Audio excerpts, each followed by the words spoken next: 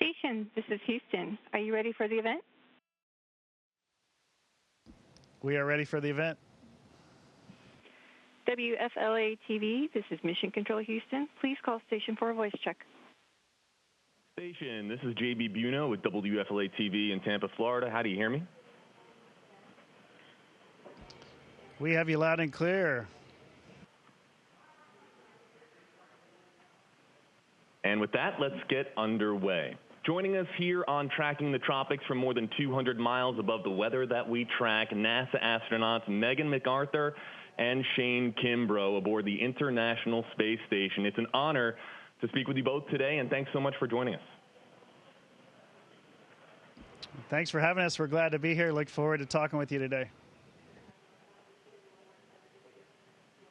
Megan, we're going to start here by taking a look at those images that you snapped of Hurricane Elsa. Can you explain to our viewers here joining us on Tracking the Tropics the role that the International Space Station plays in monitoring weather from space? And can you also describe how Elsa appeared to you from the International Space Station? Sure. Well, we have a beautiful vantage point up here, 250 miles above the Earth. We have a number of windows throughout the space station, but we have a really lovely viewing area called the cupola that has a series of windows together that gives us a beautiful view of the Earth as we go around. And actually, Shane and I had been talking over the weekend, and he said it would be a really neat idea to see what we could see as Elsa was developing over the Caribbean.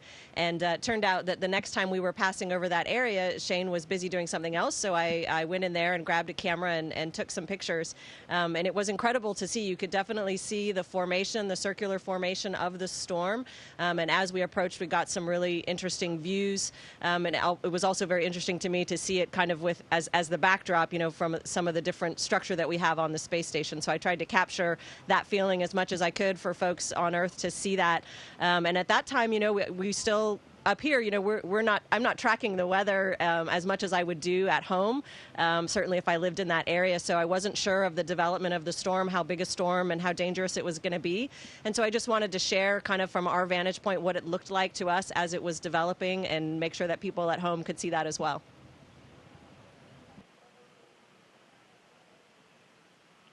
Okay, thank you so much for that. Kind of going along with that, Megan, when you know your orbit with the International Space Station is going to go over the tropical Atlantic or a specific tropical system, do you guys change any kind of operations on the ISS to kind of get any kind of data? Do you make sure you get pictures? Talk a little bit about when you know your orbit's going to go over a tropical system. So there's a program at NASA, Crew Earth Observations, and so we will get asked to take photographs of certain things. Sometimes it's tropical weather. It might be a volcanic eruption. It might be wildfires. Sometimes it's bird migrations. So we will get throughout the day notifications that we're going over different parts of the planet. But normally our work is ongoing with the research projects that we're doing on board the space station. And if we can stop and take some photos of things that are developing on Earth, we absolutely will do that.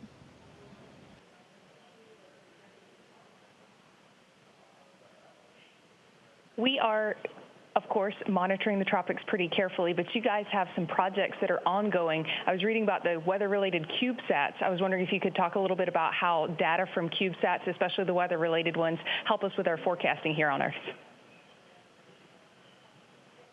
I don't know a whole lot about those, but I'll take a crack at it. So we just let one of our cargo vehicles go a couple weeks ago called Cygnus, and attached to Cygnus, once it released from the space station, it was going to deploy these CubeSats. And one of the CubeSats was looking at the ionosphere and seeing what was going on with that above our planet. So that's all I know about it. We don't get any data from it, or we don't get the research from it. But the researchers on the ground certainly are the ones that are going to have that data and know exactly what they're looking for, and we'll get out of that science experiment.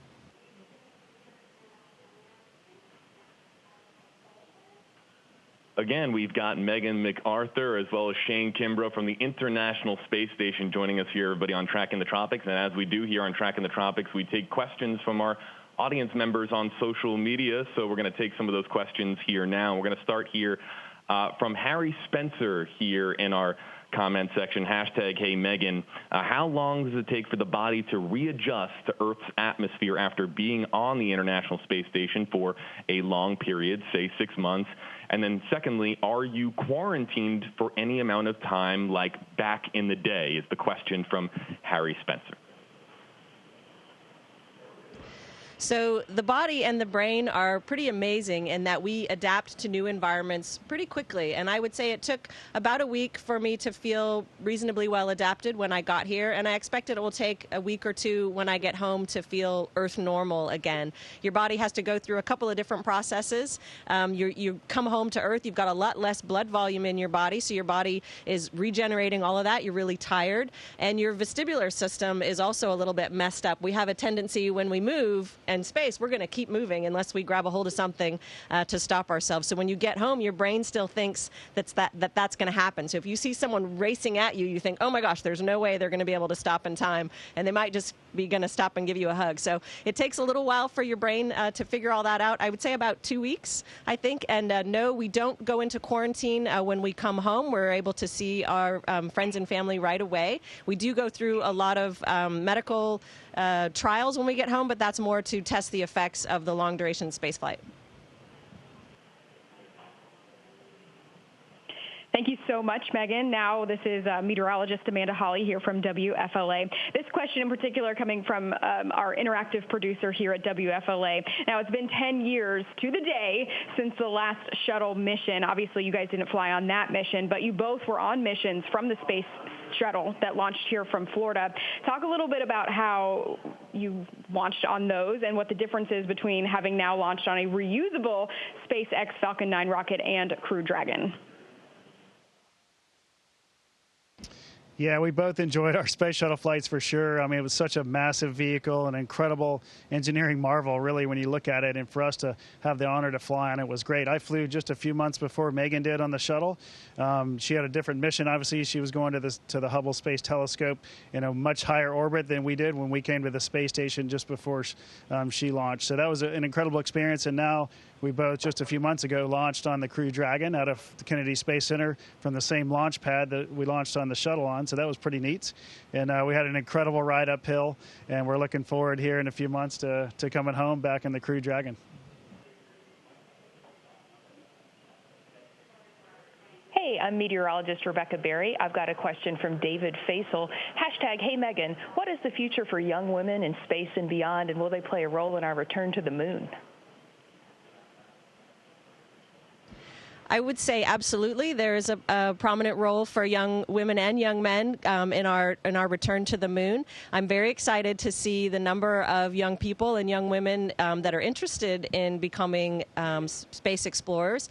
And you know, when I joined the astronaut office, there were maybe about 20% women, and we're seeing that number go up and up. We're seeing more and more women apply to become astronauts, which I think is fantastic. And I think there's a great role for women to play as we go forward. I think that the representation is important, and having a balanced group is always good. We get new, fresh ideas when we bring new people into a group.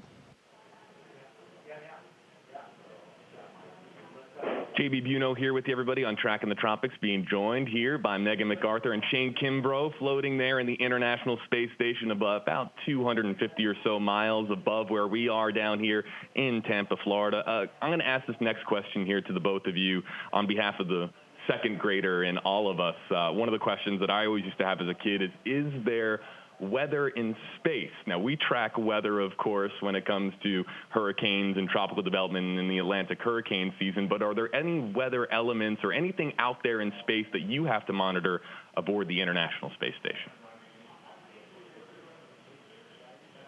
Yeah, we have people that watch the space weather, we'll call it, where it's radiation events and things that come from the sun mainly, and because they will have an effect on our bodies. So it's very important for people, and we have a team at the Johnson Space Center in Houston that monitors that. And if there's some big event coming up, we will actually get in a shielded part of the space station to help prevent our bodies from getting all of that radiation. We can't prevent it all, but we can help ourselves. And so that's probably the only big space weather I can think of, not like you guys that are much more active on Earth. no hurricanes to worry about then, or tropical storms then. Very fortunate for you. You don't have to deal with what we dealt with in 2020. Back to yeah, you know, of course, you know, our families are having to deal with those things. On this edition of Tracking the Tropics for us. I have a question about your space travel in general. Before Crew Dragon, there was almost a 10-year launch drought of astronauts from United States soil. What are your thoughts now heading into July on the upcoming orbital test flight of Boeing's Starliner capsule and the potential to now have multiple ride vehicles at our disposal? Yeah, I think it's great. You know, it's been a long time coming. Boeing's going to get their vehicle off the pad here in just a few weeks, and we're really looking forward to getting it on board and seeing that OFT vehicle, the Orbital Flight Test #2 vehicle for Boeing. And once that flight happens, then they're going to be ready to get their crew on board here a few months probably after that. So that's very exciting. It gives us more opportunities as an astronaut office to launch into space, and it gives us the flexibility to have different companies that are sending us to space. So we like the idea. We're really looking forward to it. And like you mentioned, there was about a 10-year gap almost between the last shuttle flight and the first crewed mission, which happened about a year ago with Megan's husband, Bob, and Doug Hurley when they launched the Kennedy Space Center. Hey, meteorologist Rebecca Berry here. I was wondering about some of the other cool weather phenomena you might have seen. We love seeing the pictures of Tropical Storm and then Hurricane Elsa, but what else have you seen up there? One of the things that's fun to do when there's a night pass, you know, we go around the Earth every 90 minutes, so we get sunrise and sunset multiple times during our complete day. And so if you have a chance to look out the windows at nighttime and you see thunderstorms oftentimes over the oceans, over huge stretches over the oceans, and you see it, you know, reflected in the clouds, you can see when the lightning flashes, you can see the structure of the clouds lit up from inside. And I one time saw lightning, instead of kind of going down towards the Earth, kind of coming away from the clouds out into space, which I had never seen anything like that before. I was amazed, and I came, you know, flying back down into the main area, and I said, "You guys, you'll never believe what I just saw." And so we talked about it, and I think it might be a phenomenon that's called a blue jet, where the lightning actually does project away from the Earth into, you know, out into the atmosphere. So that was pretty amazing to see.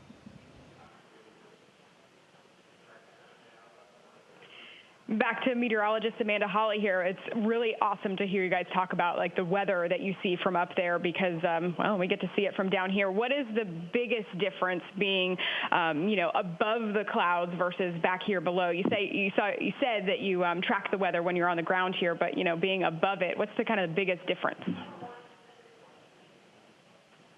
Yeah, biggest difference for us is, of course, we don't experience it. Like we don't have wind blowing on our face for about 6 months or anything like that, or we don't have rain falling on us like you do on planet Earth. But you know what our families do, and so we do hear about it through them. And we're concerned, obviously, when storms are headed their way, which happens often in Houston this time of year as well. So that's kind of how I guess the difference is we don't experience it, but personally, but through our families and friends, we certainly hear about it, and we're concerned when things are heading their way. Okay, we've got a few more minutes here with you guys, and we're not done just yet, but we are going to transition from our Tracking the Tropics audience, which is basically worldwide. We have viewers all over that join us for Tracking the Tropics when we're really tracking those tropical systems. But now we're going to talk about our WFLA audience specifically here in the Tampa Bay area. So we're just going to kind of ask you some generally fun questions, and I know I have a question for Megan that is really exciting. Megan, I read in your biography that you like to scuba dive, and I'm actually a scuba instructor. So can you talk a little bit about the differences or compare them being neutrally buoyant while you're diving to being in zero gravity? I absolutely love scuba diving. It's something that I miss, and I don't get to do nearly as often as I would like even before I left the planet. But of course, underwater, you can use your body and your fins to move yourself around, to propel yourself, to stop. And of course, in space, we're floating, and I can't do that, right? It's not very effective. And so you actually have to push off of a surface in space because the environment is just filled with air. It's just atmosphere. And so I can't push against the atmosphere to move my body. body the way you can underwater. When you're floating, you can propel yourself against the water. So that's kind of the main difference. But I think in general, you know, when we explore underwater and we explore in space, so there's a lot of similarities. So we are not naturally suited to survive in either environment, right? So we use technology to help us do that exploration, whether it's robotic exploration or creating a special suit or a special vehicle to allow humans to explore those environments. So I'm always very fascinated by the ongoing ocean exploration, and I see a lot of parallels with what we do up here. Guys, again, JB Buno here with you on WFLA Now, and we'll take this next question here from, you know, this is just a question that we're going to have some fun with. When you look at the United States from space, it can be a little bit harder, I'm sure, to pick out a state like Kansas or Oklahoma, but Florida sticks out like a sore thumb. And you can see it down there, of course, the peninsula here in the southeastern United States. When you, each of you, I'm going to ask this to both of you, when you see Florida from the International Space Station, what is the first thing that comes to mind? Is it our white sandy beaches? Is it Tom Brady and the Buccaneers? Is it Disney World? What's the first thing that comes to mind? Well, this morning was the Lightning and their victory last night, so congratulations to all the Lightning fans of the Stanley Cup Finals. But to me, it means family, because most of my family is from Florida. Just north of you guys in Brooksville is where the Kimbrough family is from. So to me, when I see Florida, I think family. And for me, when I see Florida, I think rockets. I immediately try to get the camera and get some pictures of the Cape. Every time I get to go to Florida, it's usually related to a launch in some way. And so for me, Florida is all about rockets, and that's just always a great time. Do you guys have a moment, or while you guys are up there, that you just think, I'm doing the coolest thing, not only on the planet, but off the planet right now? Like, what's that moment that you have while you're up there that just really capsulizes the fact that you're an astronaut on the International Space Station? Well, we have lots of moments like that. We feel very blessed, obviously, to have this opportunity. I think, you know, ironically, maybe sitting around the table eating dinner, we have these moments every time, like, hey, I can just toss this thing over to you, and you just open up your mouth and it floats over to you. And those are moments that you can't duplicate on Earth, but we do have a good time eating around the table here. If I need to get something over there, I can just go up here and go across the ceiling to get something on the other side of Shane without making him move. So that's always pretty fun, too. Love to see you guys flying around and flying through all the little different aspects of the International Space Station. So I, here at WFLA, meteorologist Amanda Hawley, I'm actually one of our NASA correspondents, so I go over and I watched you guys launch back in April, and I was very jealous watching you guys leave the ground. Definitely still a dream of mine, will always be, to be an astronaut here. But talk a little bit about moving forward, going into Artemis. You guys will come home within the next few months, but what role will you guys play moving forward with NASA, and how excited are you for SLS to continue to be stacked and us to start the Artemis program? Yeah, that's a really great question. You know, we're doing some experiments here on board the space station that are going to help Artemis. There's some equipment that we're testing out for them so that they can have, you know, viable options when they go to the moon, and when they send either our colleagues, or probably not me, but maybe Megan, and as we, you know, send other folks to the moon here in the next few years. It's going to be very exciting. We're going to be certainly mentors just from the long duration aspect to our colleagues who may be going on there, and who knows what jobs will work when we get back, but we may be working in spacewalking or robotics or some other avenue there where we can help train our colleagues that are getting ready to do those missions. Hey, it's Rebecca Berry again. I have to ask about the penguin. We're seeing it floating around. It looks so cute. What's the story? So this is Gwyn. He is our zero gravity indicator. So the tradition, I believe, started with our Russian cosmonaut colleagues that would bring a zero-G indicator with them on their Soyuz spacecraft. So the tradition was kind of carried over by Bob and Doug. Actually, on the Demo 2 mission, they brought along a zero-G indicator with them that was a little sequined dinosaur. And then our sons chose this penguin to come along with us. So it's in the Crew Dragon with us. And then when we reach our engine cutoff, so we're officially in space and we're floating, but we're strapped down in our seats, the little zero-G indicator can float up to show that we're in microgravity at that time. And JB Buno here with you as we end out here with astronauts Megan McArthur and Shane Kimbrough aboard the International Space Station. Before we let the two of you go, for our audience specifically here, in Tampa Bay, Florida. What do you have to say for everybody watching here on WFLA Now? Hey, thanks for joining. We're having a blast up here. We'll get some great pictures of Tampa. I've already taken some, but I'll post them here soon. Again, it's near and dear to my heart because family's just north of you guys. And we hope everybody enjoys what we're doing up here. We're doing a lot of research and science for everybody down on Earth, and so that's really why we're up here. We're not up here to do things just for us personally. So it's incredible to be part of something this grand and so big, and hopefully we'll get to meet you guys one of these days when we get back to Earth. Shane and Megan, thank you so much, and appreciate everything that you do up there aboard the International Space Station. And thank you to NASA for having us. Station, this is Houston ACR. That concludes the event. Thank you to all the participants from WFLA-TV station. We are now resuming operational audio communication.